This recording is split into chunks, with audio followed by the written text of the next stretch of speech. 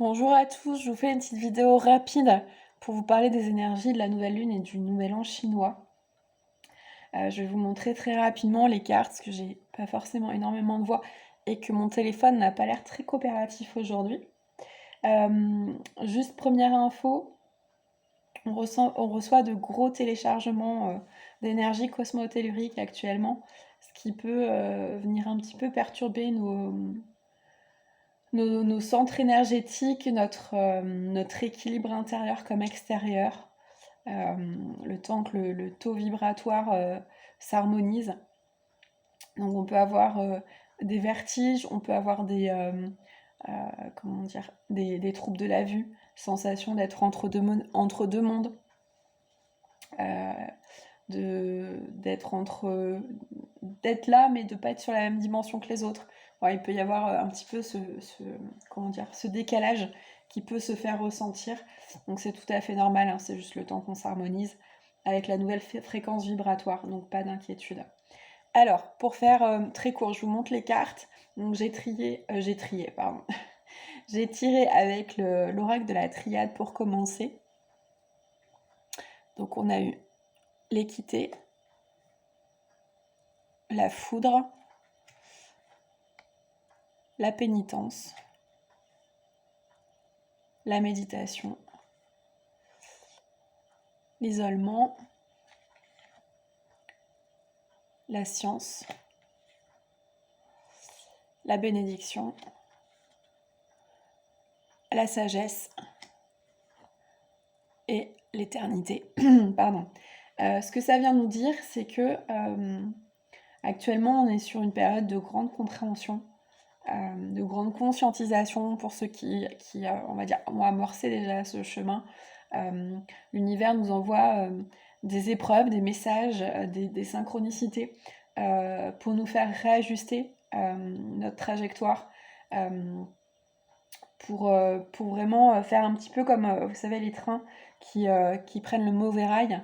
Là, la vie fait en sorte qu'on active une poignée qui nous réroute vers la bonne destination. Et afin vraiment de trouver cet équilibre, il y a vraiment dans le tirage, vous verrez, dans l'ensemble, il y a vraiment une notion d'équilibre qui ressort.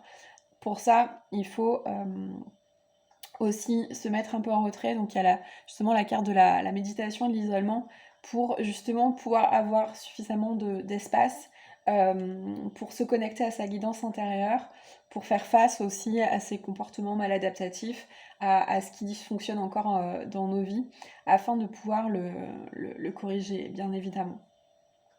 Ça peut se faire de façon assez brutale avec la foudre. Ça peut être des événements assez inattendus, c'est-à-dire des ruptures amicales, amoureuses. Ça peut être des maladies, ça peut être une panne de voiture, un changement de travail, un déménagement soudain. Voilà, ce genre de choses qui n'étaient pas franchement prévues au programme et qui nous tombent dessus. Ça peut être, je sais pas, comment dire, une grosse dépense d'argent qui n'était pas prévue aussi et qui vient entraver nos plans, etc. etc. Là, ce que les énergies nous font travailler aujourd'hui, c'est vraiment de comprendre ce qu'on a mis en place jusque-là, qui a fait qu'on en est arrivé là. Et surtout, le message que j'avais eu notamment dans la semaine, c'est qu'on n'est pas défini par les anciennes versions de nous-mêmes et que elles nous ont certes construites, mais nous ne sommes plus ce que nous avons été et qu'il ne faut pas s'identifier à ce qu'on a pu être parce qu'on a changé, on a évolué, on a rééquilibré pas mal de choses, on a fait du gros ménage et c'est important vraiment de mettre les choses à plat et c'est ces compréhensions-là qui vont nous apporter à la fois une prise de recul, de la sagesse, qui sont une bénédiction. Et pour moi, la carte de l'éternité que nous avons ici vient nous rappeler, moi je le vois plus comme, alors vous voyez ici là, avec ce 8 de l'infini, cette notion de schéma répétitif, moi je le vois comme ça, où il est temps de justement arrêter de revenir se réincarner en permanence pour revivre les mêmes choses et qu'il est temps de comprendre en fait, parce qu'on revient s'incarner, on revient expérimenter sur Terre tant qu'on n'a pas compris le message. Et c'est vraiment l'idée en ce moment, c'est de briser ces schémas pour accéder à l'éternité de l'âme, c'est-à-dire quitter à un moment donné, ne plus revenir s'incarner sur Terre et simplement retourner à la maison source, où toutes les âmes, entre guillemets, naissent et viennent après, entre guillemets, passer le reste, enfin l'éternité leur restant. Une fois qu'elles ont désamorcé ces schémas d'incarnation humaine qui viennent nous apporter, nous conduire vers la sagesse.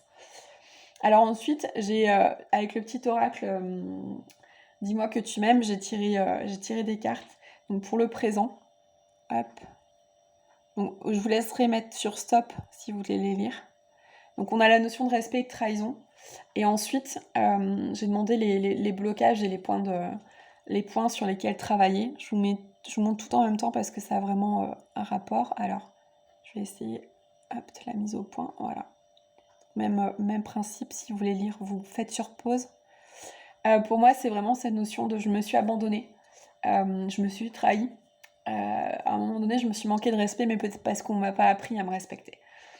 Sauf que maintenant, je suis un adulte et que justement, je dois désamorcer au fur et à mesure les situations où je m'abandonne, où je me manque de respect à moi-même et où j'induis du coup des comportements en face où les gens vont me trahir, vont me laisser tomber, vont avoir des comportements inadaptés face à moi.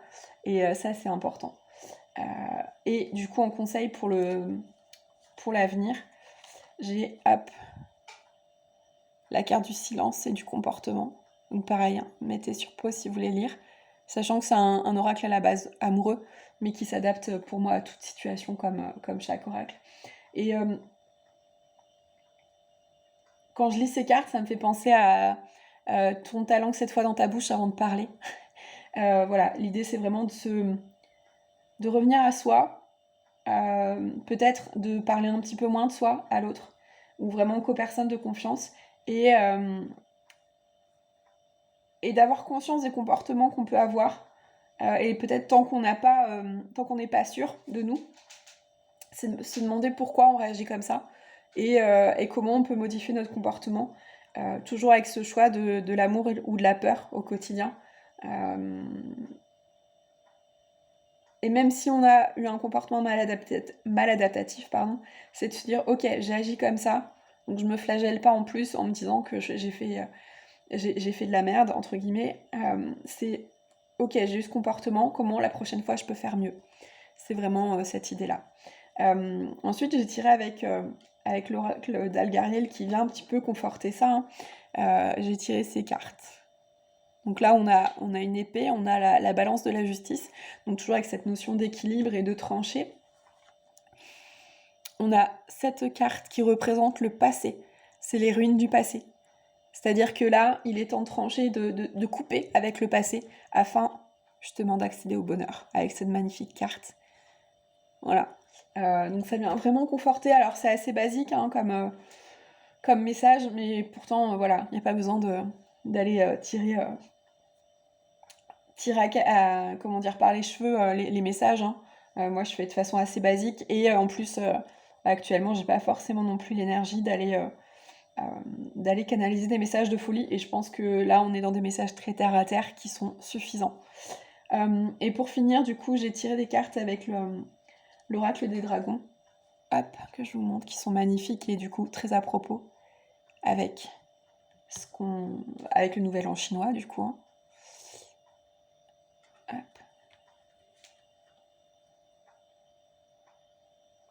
Donc ces cartes, elles nous parlent de renaissance, de se donner une seconde chance. Donc c'est vraiment cette idée de